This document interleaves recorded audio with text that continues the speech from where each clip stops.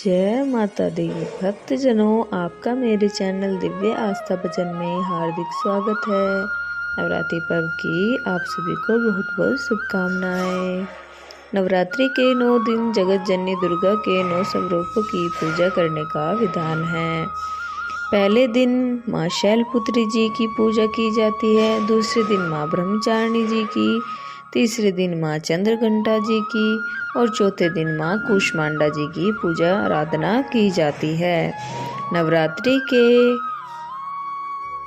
5वें दिन देवी दुर्गा के अवतार ममता की प्रतीक माता स्कंद माता जी की पूजा आराधना की जाती है।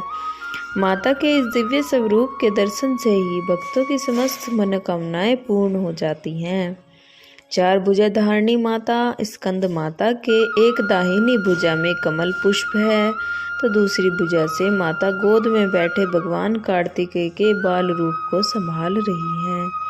वहीं पहले बाएं भुजा में भी एक कमल पुष्प है, तो दूसरी भुजा में वर मुद्रा है।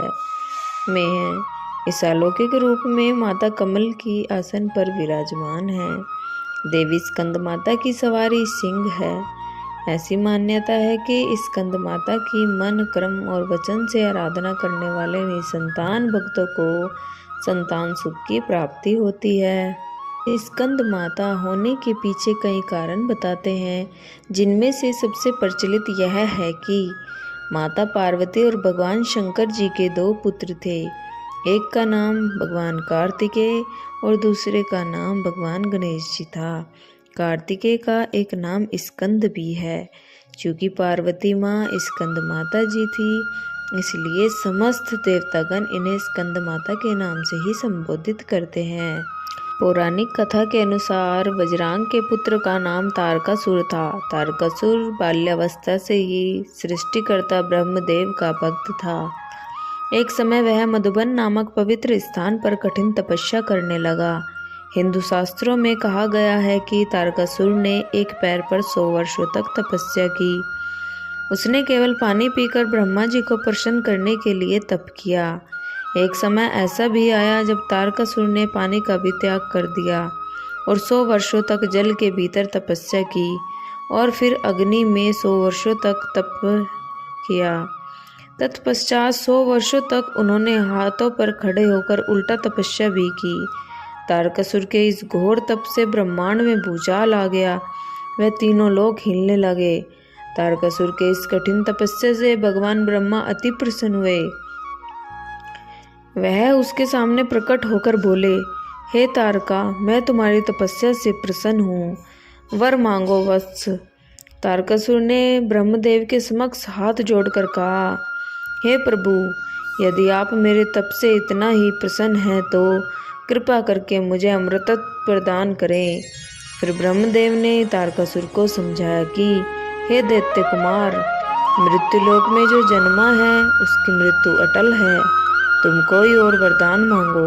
तब तारकासुर ने कहा, हे परमपिता परमात्मा, यदि मृत्यु अटल है तो मुझे वरदान दीजिए कि मैं केवल शिव के पुत्र के हाथों की ही मृत्यु प्राप्त करूं। ब्रह्मदेव ने उसे वरदान दे दिया। तारकासुर जानता था कि माता सती के शोक में डूबे शिव कभी विवाह नहीं करेंगे, और जब विवाह ही नहीं करेंगे तो पुत्र कहाँ से होगा। वरदान पाकर तारकासुर अन्य असुरों की भांति देवलोक में उत्पात मचाने लगा। देवतागण ब्रह्मदेव के पास पहुँचे और कहा, हे सृष्टिकर्ता, तारकासुर को आपने ये कैसा वरदान दे दिया जिसके बल से वो समस्त देवलोकों का विनाश करने में लग गया है। अब इसकी मृत्यु कैसे होगी। ब्रह्मा जी ने कहा कि इसके लिए महादेव को विवाह करना होगा। तत्पश्चात जो उनके पुत्र होंगे उसी के हाथों से तारकासुर का अंत संभव है। सभी देवतागण महादेव के पास पहुँचे, उन्हें विवाह करने के लिए मनाया, तो बहुत प्रयास करने के बाद महादेव मान गए और पर्वतराज हिमालय की पुत्री से विवाह किया। माता पार्वती और महादेव के घर पुत्र का जन्म हुआ, जिसका नाम स्कंद कार्तिकेय पड़ा। माता पार्वती ने ही स्कंद को शस्त्र और शास्त्र की शिक्षा देकर तारकासुर से युद्ध करने के योग्य बनाया। कार्तिकेय और तारकासुर के बीच भीषण युद्ध हुआ और अंत में स्कंद ने राक्षस राज तारकासुर का वध कर दिया। इस प्रकार शिव कुमार कार्तिकेय ने देवताओं की रक्षा की। तो भक्तजनों, इस प्रकार माँ स्कंद माता जी की कथा पूर्ण हुई। यदि आपको कथा अच्छी लगी हो तो कृपया चैनल को सब्सक्राइब करें, लाइक करें, शेयर करें। जय माता दी।